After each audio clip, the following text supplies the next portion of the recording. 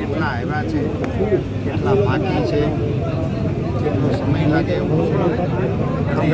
હાલતા નહીં હો, તમારા ટેકે ઊભો હું લેવાના આશયથી અમે આવ્યા હતા. અમે એના સંબંધિત અધિકારીઓ સાથે અમારી માહિતી ડિસ્પ્લે 17 DNA ટેસ્ટ અહીંયા પહોંચી ચૂક્યા છે. એની આગળની વ્યવસ્થા પ્રોસેસમાં સ્થાનિક તંત્ર ધક્કા ન મારો પાછળ લેટેસ્ટ આંકડો શું છે? કેટલા રિપોર્ટ આવ્યા છે? ગાંધીનગર ખાતે 27 બોડી સ્થળ ઉપરથી આપણને મળેલા છે. થોડાક છૂટા અંગોપાંગો સાથેની પણ એક ત્યાંથી આપણને મળેલી છે. 27 આપણે ત્યાં પહોંચાડી દીધા છે. એમના વાલીઓના પણ DNA ઉપલબ્ધ હતા, એના બધાના પહોંચાડી દીધા છે. એ પૈકી 17નું મેચિંગ પણ થઈ ગયું અને અત્યારની સ્થિતિએ 10નું મેચિંગ બાકી છે, જેની અવેટ કરી. સાહેબ, ગેમ ઝોનનું સ્ટ્રક્ચર નબળું હતું છતાં પણ 4 વર્ષથી આ ધમધમતું હતું. આ કેટલું વ્યાજબી સાહેબ? આજે કેટલાના પરિવારોના માળા વિખાઈ ગયા? એ આપનો પ્રશ્ન બૃહદ રીતે ચર્ચાઈ ગયો છે અને એ કોઈ વ્યાજબી હતું એમ હું કહું કે અન્ય કોઈ કહેતો હોય પણ એની વ્યાજબીતા ક્યારેય સિદ્ધ થવાની નથી.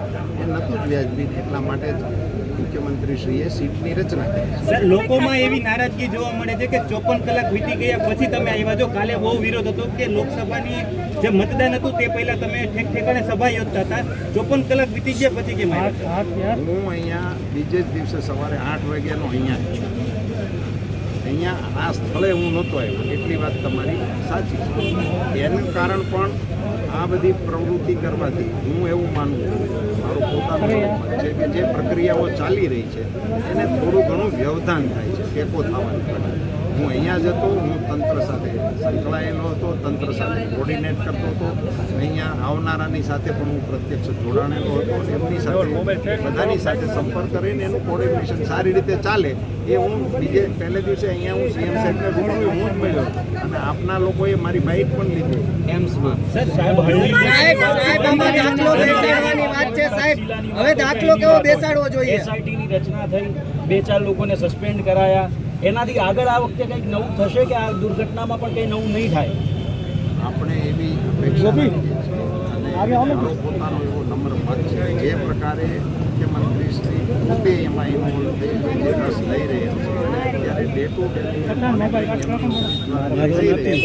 એ જોતા મને એવું લાગે છે કે આમાં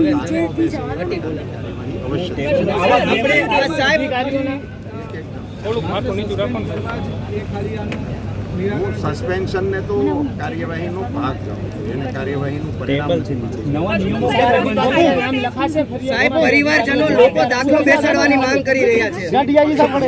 પરિણામ આવ્યા પછી નવા નિયમો ક્યારે બનશે? ગેમ ઝોનને લઈને નવા નિયમો ક્યારે બનશે?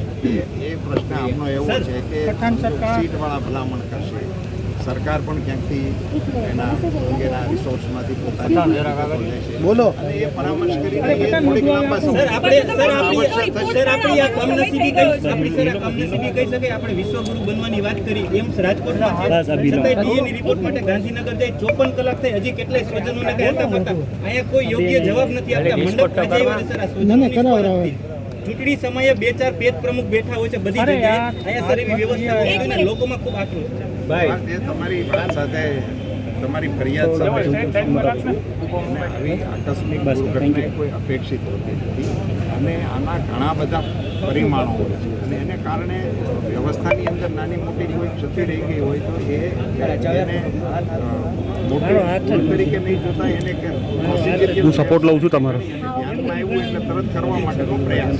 પરિવારજનોએ તમને વિનંતી કરી, હવે તમારી શું તૈયારી છે? તમે કેવી રીતના એમની મદદ માટે હાલ તૈયારી કરી રહ્યા? અમે આ લોકોના વિનંતીને કારણે તો અવશ્ય અમે એમની લાગણીઓ જ્યાં પહોંચાડીશું. એ ઉપરાંત અમે એની લાગણીને અનુરૂપ એક્શન આવે એ દિશાના પ્રયાસ